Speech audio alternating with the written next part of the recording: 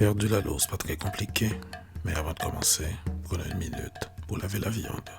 Tu presses des oranges sûres et tu frottes bien partout, à la surface. Si tu te demandes pourquoi laver la viande, si le feu va la désinfecter, demande-toi aussi si tu préfères mettre dans ta bouche une viande lavée ou désinfectée.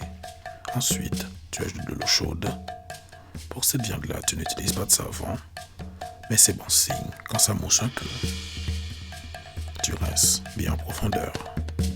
Après le premier round, tu ressors ta viande et tu te débarrasses des preuves. Une fois l'eau changée, tu réenfonces ta viande. Il faut que ça reste mouillé aussi au deuxième round. Quand tu as fini, tu es prêt à passer à l'action proprement. Après les préliminaires, on passe aux choses sérieuses. Tu commences par déposer ta viande. C'est bien de la mélanger avec des fruits de mer pour plus de saveur. Si tu es allergique, au diable. Tu ajoutes 3 cuillères de marinade avec toutes tes épices. Boum. Tu fais couler le restant du jus d'orange sûr et tu ajoutes un oignon haché et de la pâte de tomate avant de mettre un poivron haché. Et tu brasses pour bien enrober partout. Tu ajoutes de l'huile pour que ça glisse bien et des épinards pour avoir plus de force dans les avant-bras. On ne sait jamais quand tu en auras besoin. Tu ajoutes du cresson et des feuilles de lalo décongelées. Elles deviennent toutes gluantes par elles-mêmes, mais ajoute tout de même de l'huile à la surface avant de couvrir à feu moyen pendant 30 minutes. Faire du riz blanc, c'est pas très compliqué. Tu prends une poêle chaude et tu ajoutes de l'huile pour faire un oignon vert joint de fleur is lava et tu brasses tout doucement. Mets ton sel directement dans l'huile et tu brasses encore. Ensuite, tu ajoutes de l'eau, mais tu arrêtes avant d'en avoir ras le bol. Et tu fais monter la température. Quand ça bout, ce qui est important de savoir pour le ratio, c'est qu'il te faut la moitié de la quantité d'eau en riz.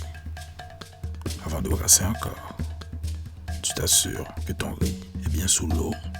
Pour finir, tu laisses bouillir. Tu découvres ton lalo pour vérifier comment il va. Comme tu le vois, il y a beaucoup de viande. C'est pas triste. Mais si ça brûle dans le fond, affaire ou pas bon, alors tu commences à brasser viande sous viande. L'idéal, c'est de toujours enfoncer la manche jusqu'au fond et de remuer vigoureusement. Tu ajoutes du sel et tu brasses encore. C'est important de varier les mouvements. Il faut atteindre tous les recoins. Angela, moi que Fanjoua. Et tu recouvres à feu doux pendant 30 minutes. Tu laisses sécher ton riz, mais pas trop. C'est mieux pour la suite quand c'est mouillé.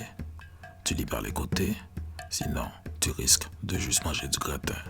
Et tu recouvres à feu doux pendant 15 minutes.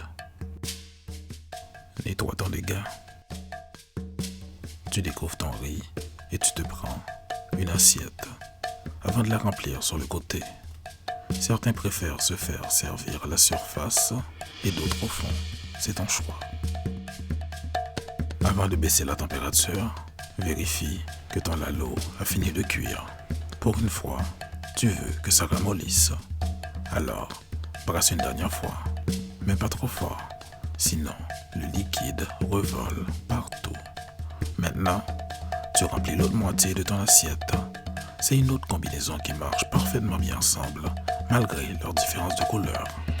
En plus, c'est mieux quand ils se rencontrent face à face, avant de monter l'un par-dessus l'autre. Si tu te sers en premier, prends plus de viande. Les morceaux sont vraiment tendres. De toute façon, c'est plus fun sans les dents. Il ne te reste plus qu'à laver tes mains. Tu ajoutes du pickles. Voilà. Bon appétit.